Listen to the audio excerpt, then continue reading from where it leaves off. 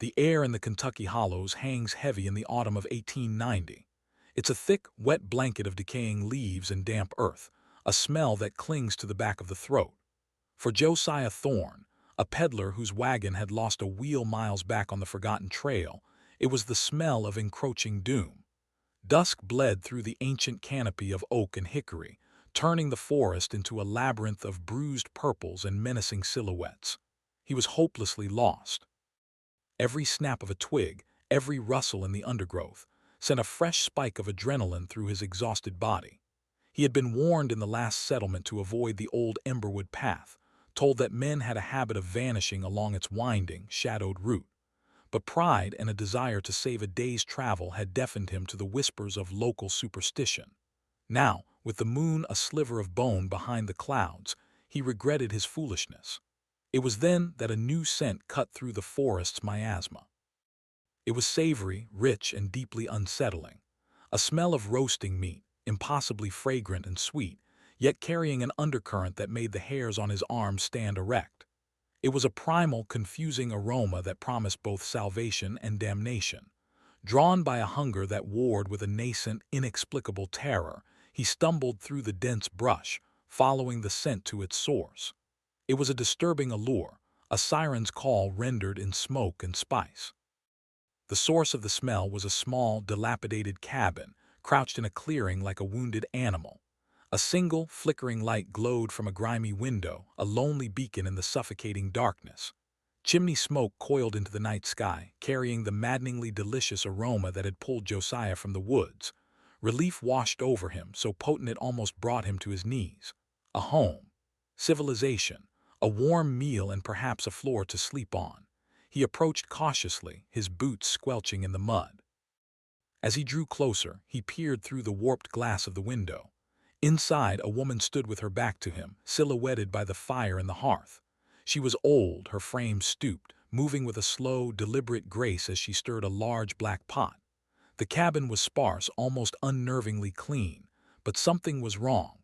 On a heavy wooden table to her side lay a pile of what he assumed was fresh meat, glistening in the firelight. Yet the color was off. And next to the pile, a set of tools he couldn't quite place. They weren't butcher's knives, not exactly. They were finer, more delicate, like surgical instruments. A cold dread, far more potent than his fear of the forest, began to creep up his spine. The scene was one of rustic domesticity, yet it felt profoundly, horribly profane.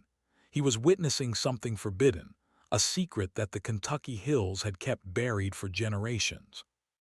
The woman was known to the few souls who inhabited the surrounding area as Widow Elara Hannon. Her cabin sat on a tract of land that had been in her family for over a century, a place steeped in folklore and avoidance. The community of Briars Creek, nestled a half-day's ride away, spoke of her in hushed tones. They said she was a root doctor, a practitioner of old-world magic, a woman who could cure a sick cow with a whispered incantation or curse a neighbor's crops with a stare. Her husband, a stern, silent man named Silas, had died a decade prior. The official report said it was a hunting accident, a fall into a ravine, but the whispers said otherwise. They spoke of a wasting sickness that had consumed him from the inside out, leaving him a hollowed-out husk. They said Elara had nursed him with strange broths and poultices that smelled of unknown herbs and something else, something unsettlingly sweet. After his death, her isolation became absolute. She rarely came to town, and when she did, her wagon was always laden with unnaturally fine-cured hams and jars of glistening white lard, which she traded for flour, salt, and other necessities. Her goods were famous for their quality, their rich, unparalleled flavor. But no one dared ask for her recipe. The fear of what she might be, of the secrets she kept in that lonely cabin, was a far more powerful deterrent than any lock or key. Her existence was a macabre fixture of the landscape, as old and feared as the deep, dark woods themselves. The disappearances had been happening for years, a slow, steady trickle of loss that had become a grim part of the local narrative. It was always outsiders, a prospector heading west, a traveling preacher with a worn Bible, a young surveyor mapping the rugged terrain. They would be seen passing through Briars Creek, and then they would simply vanish. The Emberwood path, which snaked directly past Widow Hannon's property, was the common denominator. The locals knew to avoid it. They took the long way around, adding days to their journeys, content to trade time for safety. The law, what little of it existed in T.'s remote parts, was largely indifferent. These were drifters, men without families or roots, their absence noted but not deeply mourned. Sheriff Brody Collins, a pragmatic man who had seen the worst of human nature in the Civil War, dismissed the talk of curses and woodland spirits as the idle chatter of superstitious folk. He believed in tangible evil, bandits, thieves, and murderers. For years, he suspected a gang of highwaymen was using the dense forest as their hunting ground, picking off solitary travelers and burying the bodies where they would never be found. He had led posses into the woods, searching for clues, for camps, for graves. They found nothing. The forest kept its secrets well.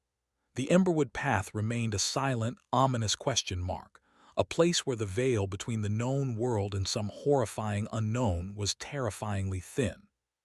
The case that would finally shatter the community's quiet acceptance of the macabre was the vanishing of Mr. Alastair Finch. Unlike the nameless drifters before him, Finch was a man of some import. A well-dressed merchant from Lexington, he was known for his expensive pocket watch and a leather satchel that was rumored to always contain a significant sum of cash. He was traveling to visit a cousin in the next county, and despite being warned, had insisted on taking the more direct Emberwood path. When he failed to arrive, his cousin raised an alarm that could not be ignored. Finch was a man with connections, a man whose disappearance would draw unwanted attention from the state capitol. The pressure fell squarely on Sheriff Brody Collins. This was no longer a matter of local folklore. It was a high-profile cold case in the making. The sheriff, weary but resolute, gathered a posse. This time, the search would be different. It would be meticulous, exhaustive.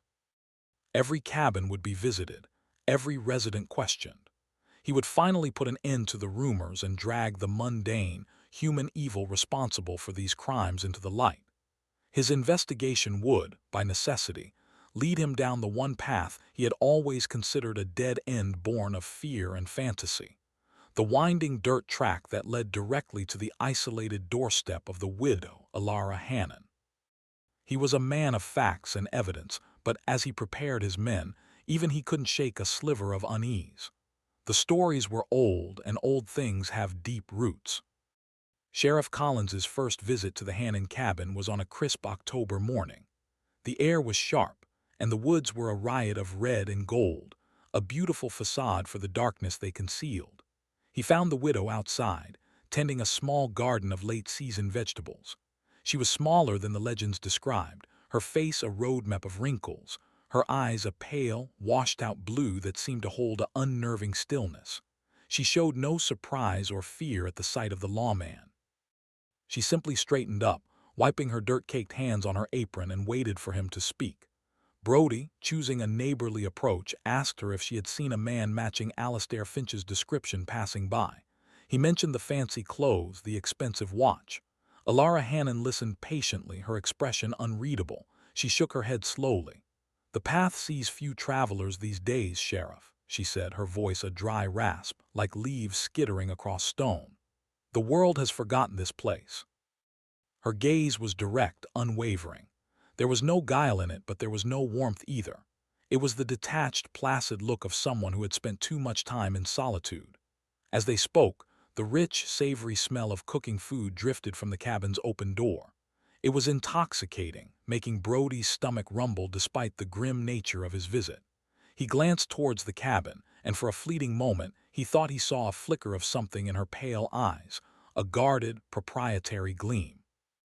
The sheriff left the Hannon property with nothing more than a denial and a lingering sense of unease. The woman was an eccentric recluse, certainly, but a killer. It seemed improbable. She was old, frail-looking.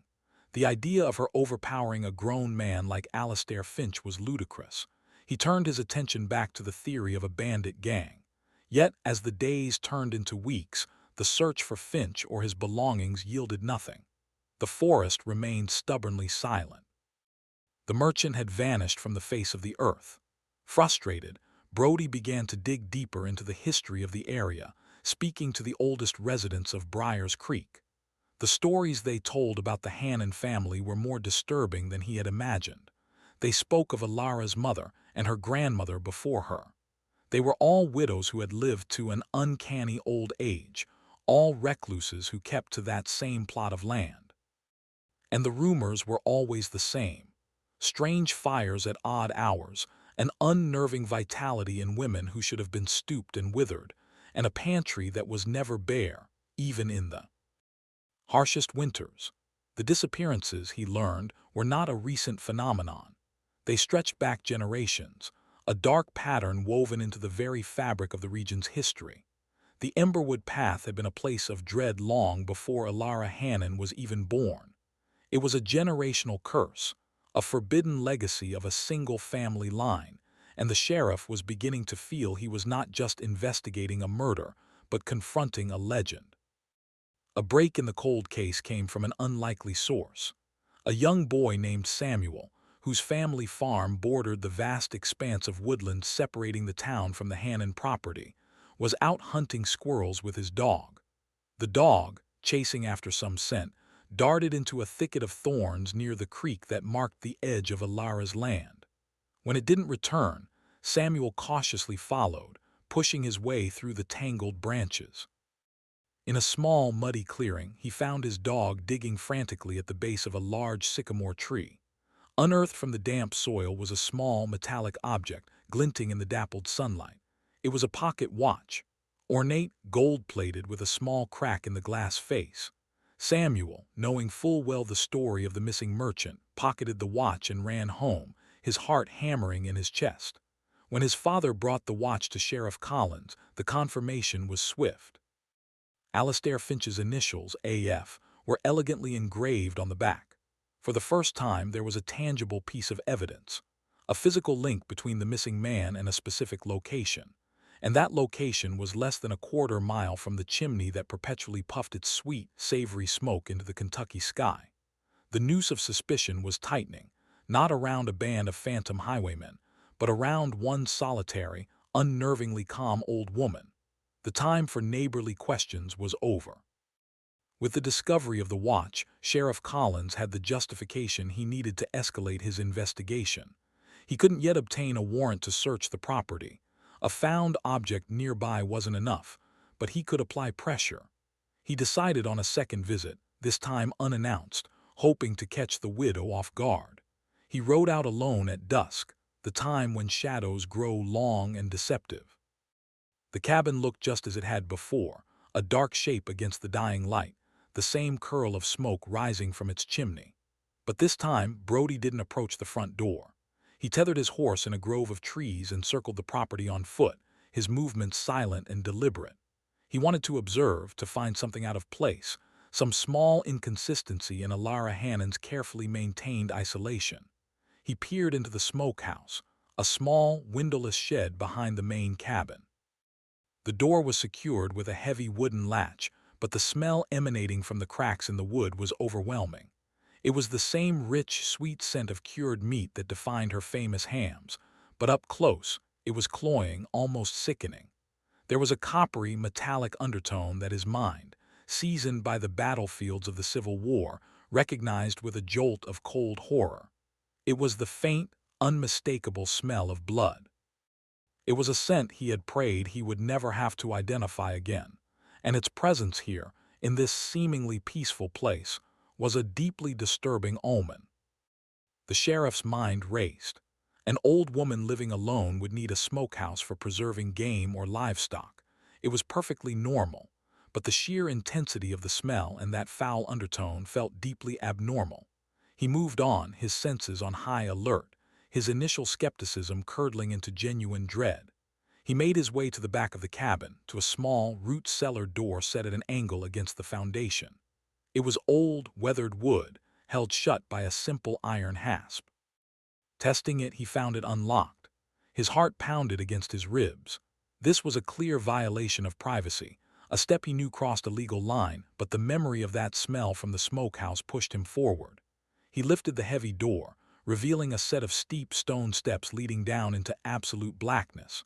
A wave of cool, musty air washed over him, carrying another complex set of odors. There was the expected scent of damp earth and root vegetables, but beneath it something else. Something acrid and chemical like lye or strong pickling brine. And fainter still, the ghost of that same sweet, coppery smell. He knew he should leave, get a warrant, and return with deputies. But a morbid curiosity, a need to understand the source of this growing horror, compelled him to take the first step down into the suffocating dark. The line between folklore and horrifying reality was beginning to blur. If you find yourself compelled by these forbidden histories, subscribe to our channel, because what the sheriff was about to discover would drag this entire community into a waking nightmare. He didn't dare strike a match, fearing the sound or tea. Light would alert the widow inside the cabin. Instead, he descended slowly, one hand on the damp stone wall, the other holding his revolver, letting his eyes adjust to the gloom. The faint light from the open cellar door was just enough to reveal the basic shapes of the room. It was larger than he expected.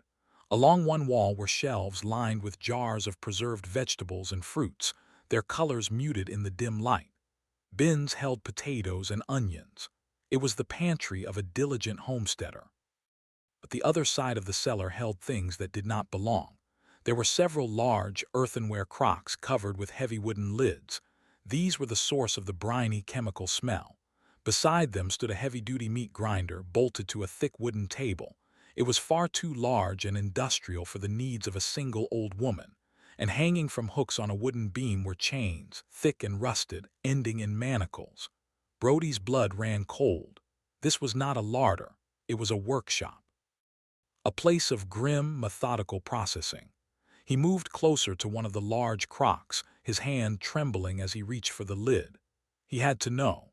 He had to see what forbidden secrets Alara Hannon was preserving in the cold, dark earth beneath her home. Every instinct screamed at him to flee, but his duty as a lawman, his need for the horrifying truth, held him fast. Lifting the heavy wooden lid, he was hit with a powerful, sour stench that made his eyes water. He peered inside. The crock was filled with a dark, viscous brine, and submerged within it were things. He couldn't immediately identify them. They were pale, fleshy, and had a strange, leathery texture. He prodded one with the barrel of his revolver, his stomach churning. It was a boot. A fine leather boot, identical to the ones Alastair Finch was known to wear. Next to it was another, and then a belt with a silver buckle, and a wallet, its leather warped and softened by the brine. She was dissolving the evidence, a horrifyingly practical and patient method of erasing the identities of her victims. This was not the work of a common bandit. This was the meticulous, practiced craft of a predator who had been honing her skills for a very long time. The sheer, cold-blooded premeditation of it was staggering. Suddenly he heard a floorboard creak in the cabin directly above him. Panic seized him. He gently replaced the lid, his movements now desperate and silent. He had seen enough, more than enough. He backed away from the crocks, his eyes scanning the darkness, half expecting the widow to appear at the top of the stairs, a cleaver in her hand. He scrambled back up the stone steps, pulling the cellar door shut behind him, his heart hammering a frantic rhythm against his ribs. He had stumbled into the lair of a monster disguised as a frail, harmless old woman. Sheriff Collins rode back to Briar's Creek as if the devil himself were on his heels. The chilling discoveries in the cellar had transformed his investigation from a search for a missing person into something far more sinister and macabre. He now had the evidence he needed. The next morning he stood before Judge Miller, a stern, God-fearing man, and laid out his findings. The watch, the smell from the smokehouse, and the horrifying contents of the root cellar. He described the brine-filled crocks, the industrial meat grinder, and the manacles hanging in the darkness. The judge listened, his face growing paler with each disturbing detail. By the end of the account, he looked shaken to his core. The warrant was granted without a moment's hesitation. Collins assembled a small posse of his most trusted deputies, men who were steady, reliable, and not prone to panic. He knew what they were likely to find, and he needed men who could stomach it. He armed them not just with rifles and pistols, but with a grim understanding of what they were about to confront. This was not a simple arrest. It was an excavation of a deep-seated, generational evil. As they rode out towards the Hannon property under the cold light of day, a heavy silence hung over the group. The vibrant autumn colors of the forest no longer seemed beautiful. They looked like the feverish flush of a diseased landscape, hiding a rot that went all the way to the bone. They timed their arrival for midday, knowing from his previous visits that this was when the widow was often occupied with her garden or other outdoor chores. They found her, as expected, on her knees in the dirt, pulling weeds from a patch of withered-looking herbs. She looked up as the group of armed men approached, her expression not one of alarm, but of mild, almost weary curiosity. Sheriff Collins dismounted, the warrant held firmly in his hand. "Alara Hannon," he said, his voice steady and official, "I have a warrant to search this property in connection with the disappearance of Alastair Finch and others." He watched her face closely, looking for any flicker of guilt, fear, or panic. He saw nothing. She simply rose to her feet, her movements slow and deliberate, and brushed the soil from her apron. "The law has business in my home," she asked, her voice a monotone. "It has been a long time." There was no protest, no denial, just a strange, placid acceptance that was more unnerving than any outburst would have been. It was as if she had been expecting this day for her entire life. She gestured towards the cabin. "The house is open, Sheriff. Search where you must. You will find only what the Lord has provided for a lonely widow." Her words were pious, yet they carried a chilling, hidden meaning that only Brody could begin to comprehend.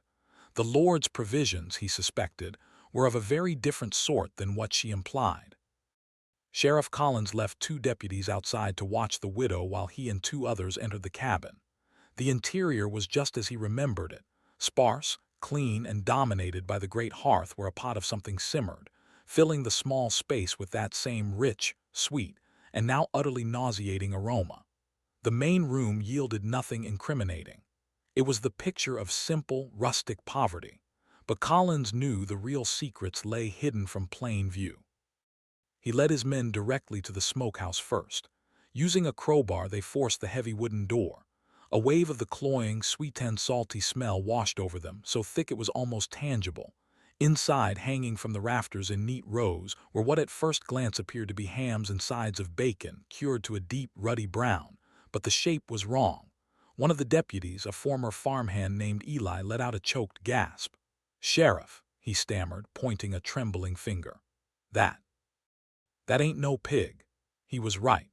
The carefully cured and smoked piece of meat hanging before them was unmistakably a human leg, the foot and ankle still partially intact. The room was filled with them. Human remains, butchered and preserved with the same care a farmer would give to his finest hogs. The full, horrifying truth of Alara Hannon's famous cured meats was revealed. It was a larder of the damned. The deputies stumbled out of the smokehouse, retching into the bushes. Even Sheriff Collins, a man hardened by war, felt a wave of profound sickness wash over him. The sheer, unholy domesticity of it was what truly broke the mind. This wasn't a chaotic frenzy of violence. It was organized, methodical, and practiced. It was agriculture. He steeled himself and turned his attention to the final, darkest corner of the property, the root cellar. Leaving his shaken deputies to regain their composure, he took a lantern and descended the stone steps alone, the warrant giving him the authority to confront the horrors he had only glimpsed before. With the bright, steady light of the lantern, the cellar's secrets were laid bare. He confirmed his previous findings: the crocks filled with dissolving clothes and personal effects, the manacles, the oversized grinder. But the light revealed more. On a small, hidden shelf behind a stack of firewood, he found a collection of small, crudely made leather-bound books.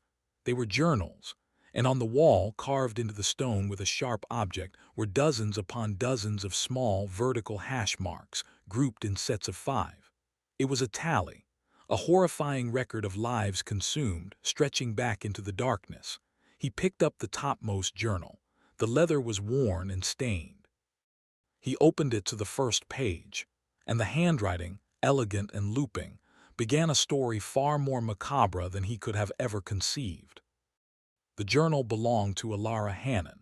The entries, dating back nearly 30 years, were not a confession of crimes, but a disturbing chronicle of recipes, preservation techniques, and chillingly mundane observations. She wrote about her victims not as people, but as stock or harvest.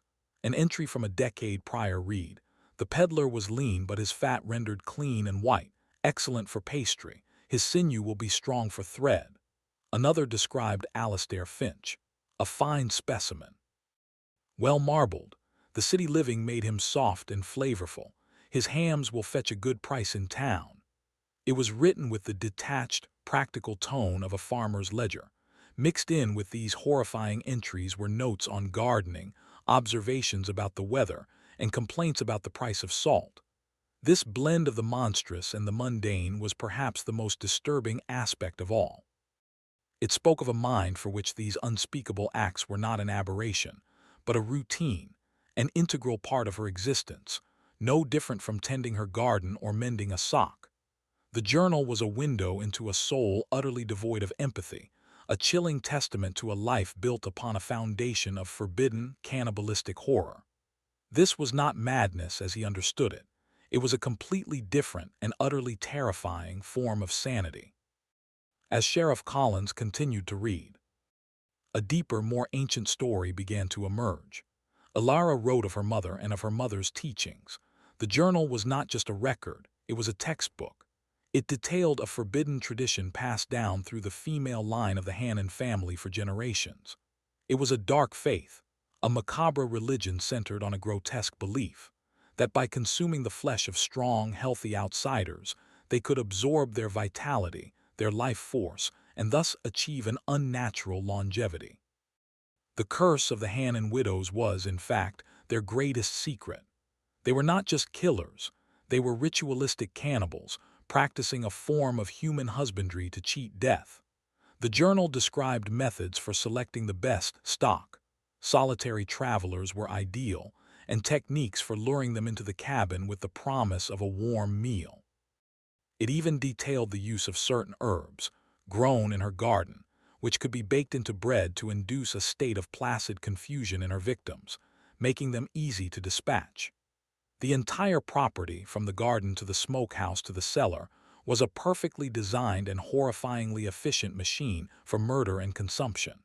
The secrets of the Kentucky hills were not just of murder, but of a long, unbroken lineage of monsters.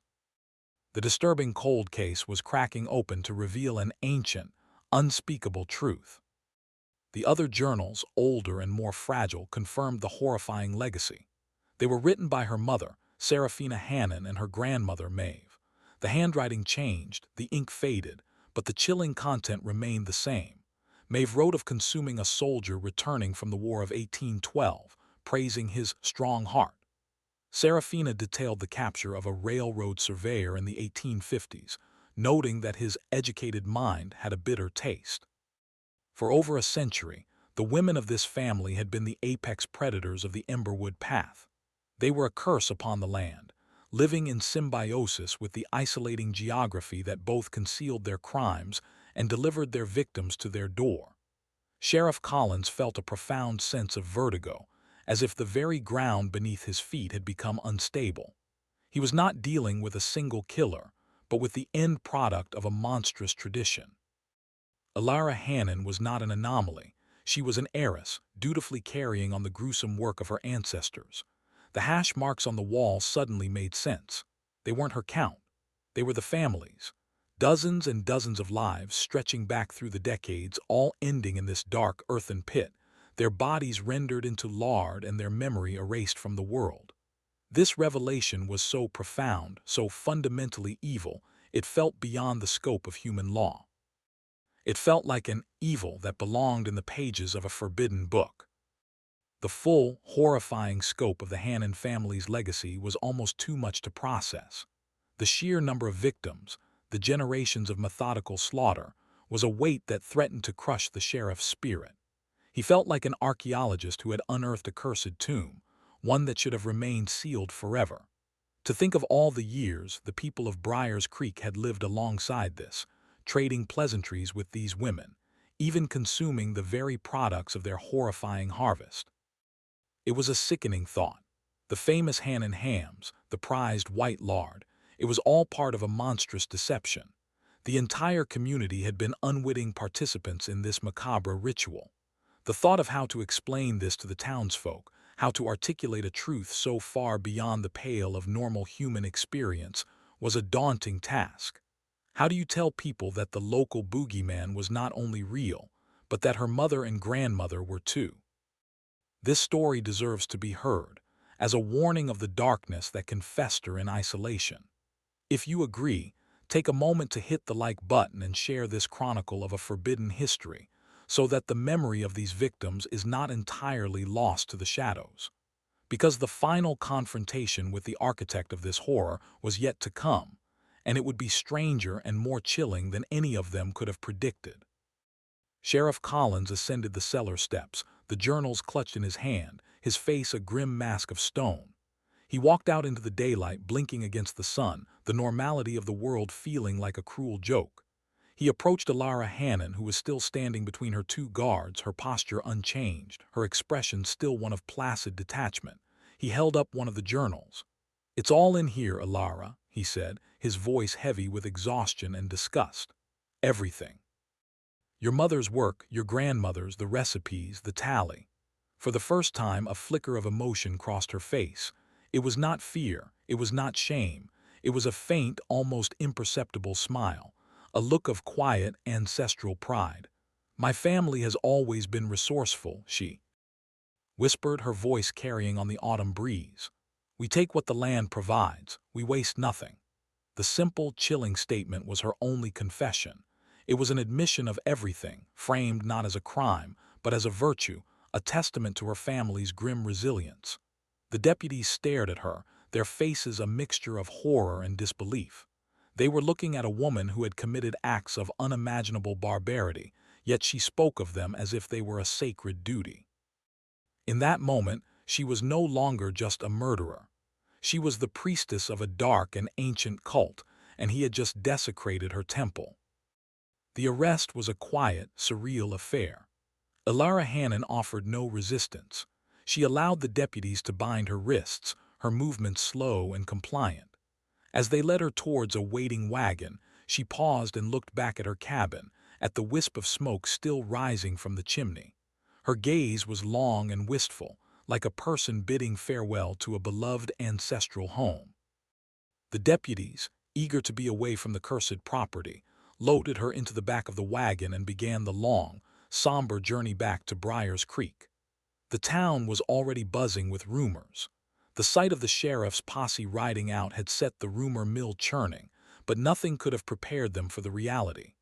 When the wagon rolled into the center of town, with the infamous widow Hannon in chains, a crowd began to gather. They stared, their faces a mixture of fear, hatred, and a morbid, unquenchable curiosity.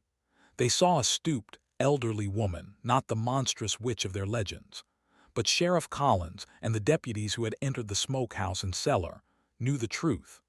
They knew that frail facade concealed a heart of pure, cold darkness, a darkness that had been nurtured in the Kentucky hills for more than 100 years. The physical monster had been captured, but the psychological one, the legend, was just beginning to take on a terrifying new life. The jail in Briar's Creek was a small, two-cell stone building, designed to hold drunks and petty thieves, not a creature of legend. Alara Hannon was placed in one of the cells where she sat on the simple cot, her hands folded in her lap, her back perfectly straight. She was a picture of eerie calm. She made no demands, offered no complaints. She simply sat, watching the world outside her barred window with those pale, unblinking eyes. Sheriff Collins attempted to interrogate her, to get a formal confession, to understand the full scope of her family's crimes. He asked her about the number of victims, about their names, about how she chose them. He presented her with the journals, with the evidence from her cellar, with the horrifying contents of her smokehouse. Through it all, she remained utterly silent. She would not speak another word. Her only confession had been given on her own land, and she clearly felt that no more was necessary. Her silence was more damning than any tirade. It was the silence of absolute certainty, of a person whose moral compass was so fundamentally different from the rest of humanity that there was no common ground for communication. It was the impenetrable silence of a different species, one that looked upon mankind as mere cattle. Her refusal to speak became a new, horrifying chapter in her macabre story. The news of what was found on the Hannon property spread like a plague through the surrounding counties. It was a story so ghastly, so far beyond the realms of normal human evil, that it took on the quality of a folktale even as it was being reported as fact. Newspapers in Lexington and Frankfort ran sensationalist headlines. The Cannibal Widow of Emberwood, a century of slaughter in the Kentucky hills, human hams hung in House of Horrors. Reporters flocked to Briars Creek, hoping to catch a glimpse of the monster or get a quote from the tight-lipped sheriff. The town became a spectacle. The community, once bound by a shared, unspoken fear, was now bound by a shared, articulated horror. People who had bought Alara's goods at market were overcome with waves of nausea and guilt. The memory of that rich, delicious flavor was now tainted with an unthinkable truth. The Emberwood path was sealed off by the authorities, and the Hannon cabin was eventually burned to the ground by a mob of terrified and enraged locals who wanted to erase the physical stain of the family's legacy from the earth. But they could not burn the memory. The story was now embedded in the soil and the trees, and in the minds of everyone who had heard it. The curse of the Hannon family was no longer confined to that lonely hollow. It now belonged to the world. The legal proceedings against Alara Hannon were set to be a landmark case, a trial that would explore the deepest, darkest corners of human depravity. Lawyers were assigned, dates were set, and the state prepared to lay out the overwhelming evidence of her guilt. But Alara would deny their spectacle. A few weeks into her incarceration, she began to change. The unnatural vitality that had seemed to preserve her seemed to vanish overnight. The woman who had looked a decade younger than her years began to age rapidly, as if time were catching up to her all at once. Her skin grew thin and papery, her hair turned a brittle white, and her eyes, once so sharp and clear, grew clouded and distant. The town doctor examined her but could find no physical ailment. She was not sick, he concluded. She was simply fading. It was as if, cut off from her ancestral home and her life-sustaining diet, the source of her unnatural longevity had been severed. The dark ritual was broken, and the debt she and her family had accrued with nature was finally coming due. Her rapid decline was yet another macabre, seemingly supernatural chapter in a story that was already steeped in the unbelievable. The woman who had stolen the lives of so many to extend her own was now losing her battle with mortality in the most dramatic way imaginable. One morning, the deputy tasked with bringing Alara her breakfast found her dead in her cell. She was lying on her cot, looking impossibly ancient, a withered husk of the woman who had been arrested just weeks before. There was no sign of struggle, no indication of foul play. On her face was the same faint, knowing smile she had worn when the sheriff had confronted her with the journals. She had died silently, peacefully, taking her final secrets with her. Her death left a void. There would be no trial, no public testimony, no final answers.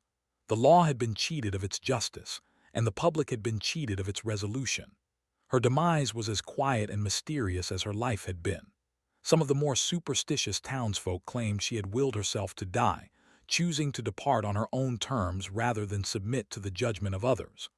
Others whispered that the spirits of her victims had finally come for her, dragging her soul to whatever hell awaited.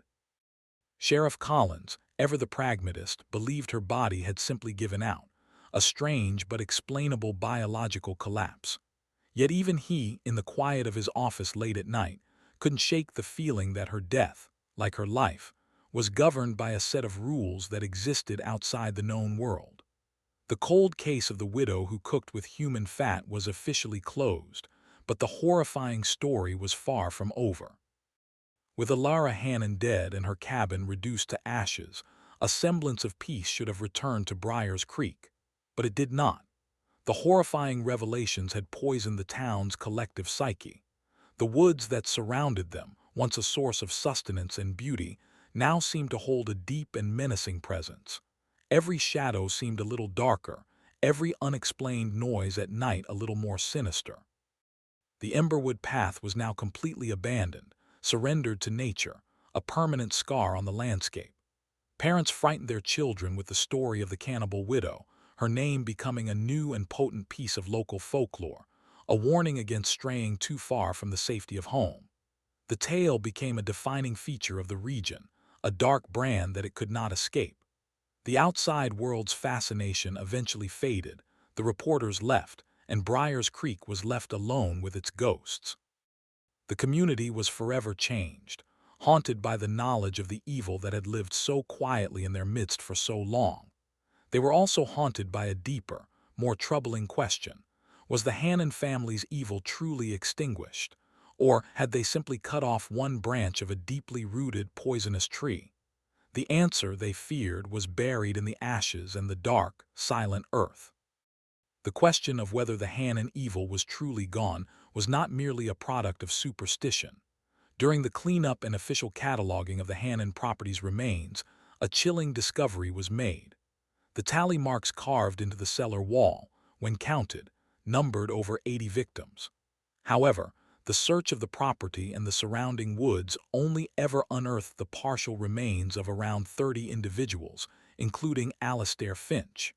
This left a horrifying discrepancy. What happened to the others? Where were their bones? This led to a disturbing theory. The journals spoke of Alara trading her special hams and lard in town for supplies. It was a well-known fact. The chilling, unthinkable conclusion was that the remains of dozens of victims had not been buried in the woods.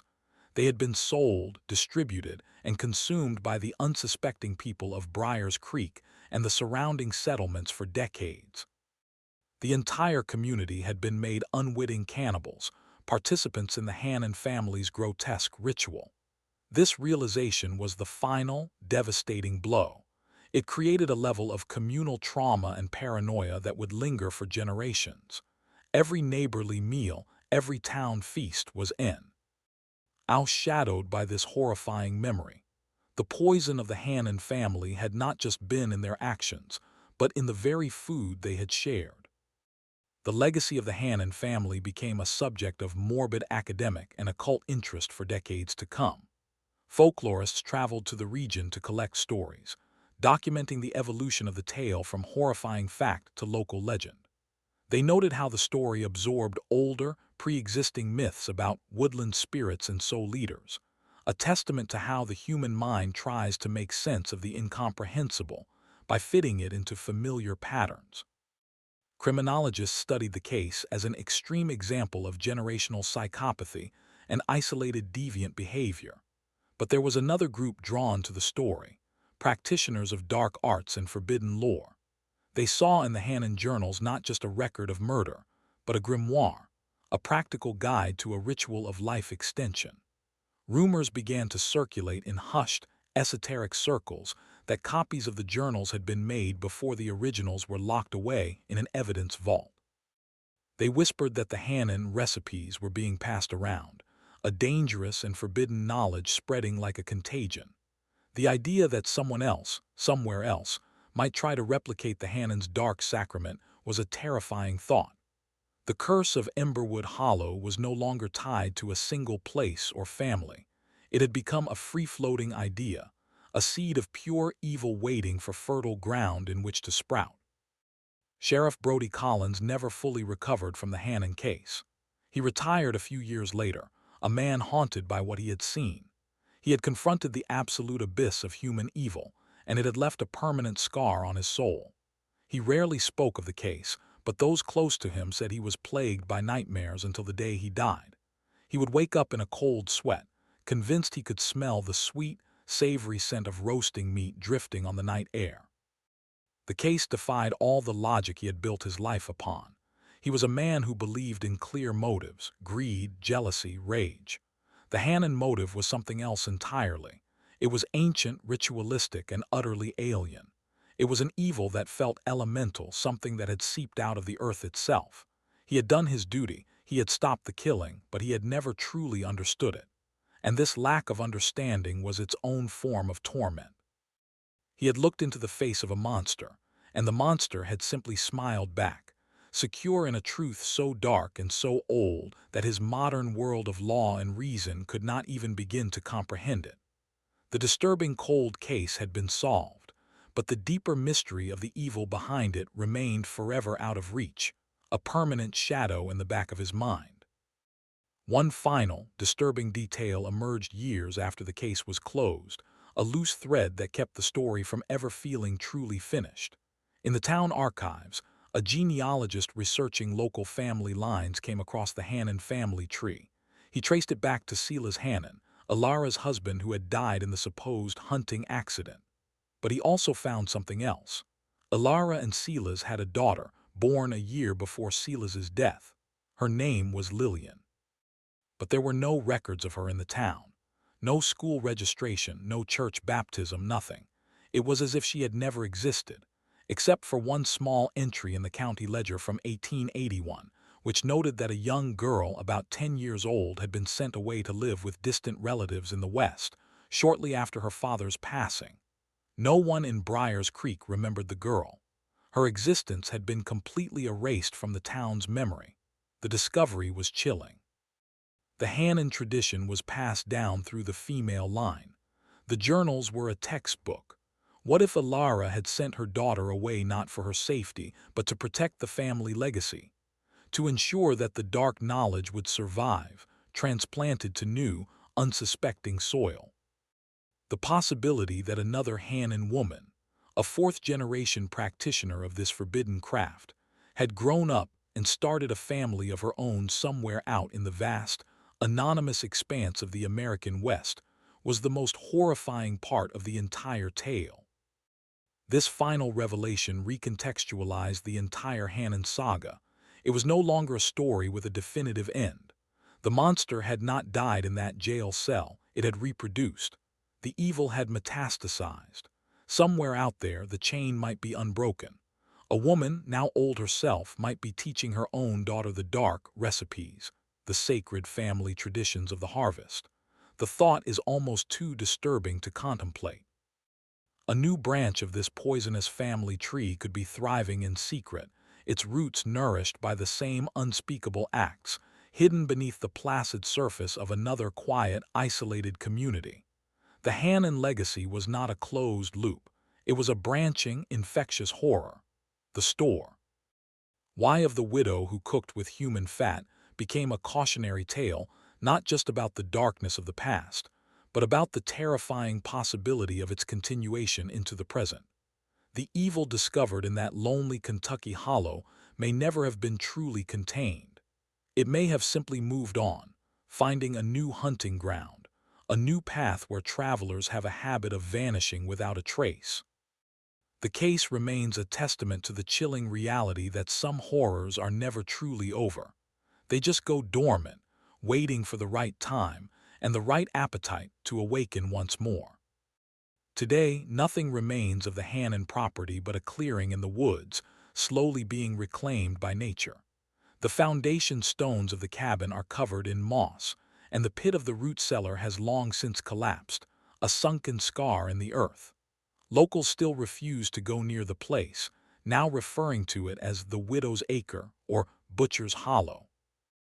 They say that on still, moonless nights, you can sometimes see strange lights flickering between the trees, and if the wind is just right, you can catch a faint, sweet smell on the air, the phantom aroma of the widow's last, horrifying meal.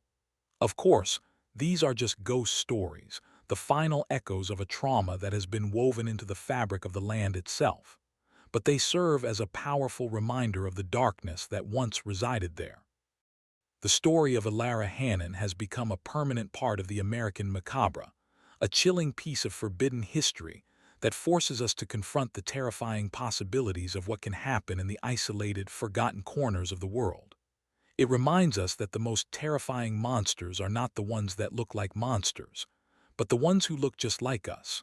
The quiet neighbor, the lonely widow, the person who smiles and offers you a warm meal on a cold night. The central question of the Hannon case will forever remain unanswered.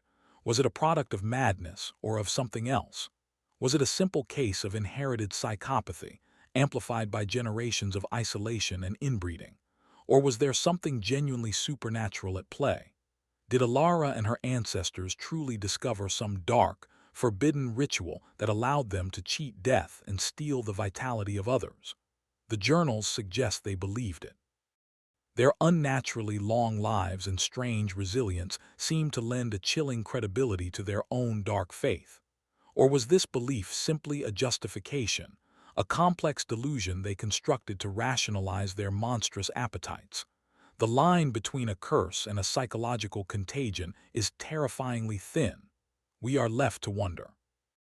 The case exists in that unsettling gray area between true crime and dark folklore, a place where the rational fears of murder and the primal fears of the supernatural become one and the same. This ambiguity is perhaps what makes the story so enduringly horrifying. It leaves us with the chilling realization that the nature of such profound evil is, and perhaps always will be, beyond our comprehension. It is a darkness that defies easy explanation, a macabre enigma with no final solution. The ultimate fate of Lillian Hannon, the daughter sent away, remains the most disturbing loose end in this entire macabre tapestry. Did she escape the family curse, or did she become its vessel? History offers no answers. County records from that era are often incomplete, especially for those who moved west. She, and any potential descendants, dissolved into the great, anonymous tide of American expansion. It is this uncertainty that provides the final, lingering chill. The story doesn't end with a body in a jail cell or a cabin burned to ash. It ends with a question mark, a shadow stretching forward into our own time. It suggests that such evil doesn't simply vanish. It adapts, it migrates, it hides. The disturbing cold case of the widow who cooked with human fat is not just a story about 1890 Kentucky. It's a timeless warning. It whispers to us from the past that true horror is patient, it is resourceful, and it can be inherited. And somewhere, in a place we would never suspect, the pot might still be on the fire. If these journeys into the darkest corners of history are what you seek, ensure you are subscribed with notifications on. You never know what forbidden recipe the archives might reveal next.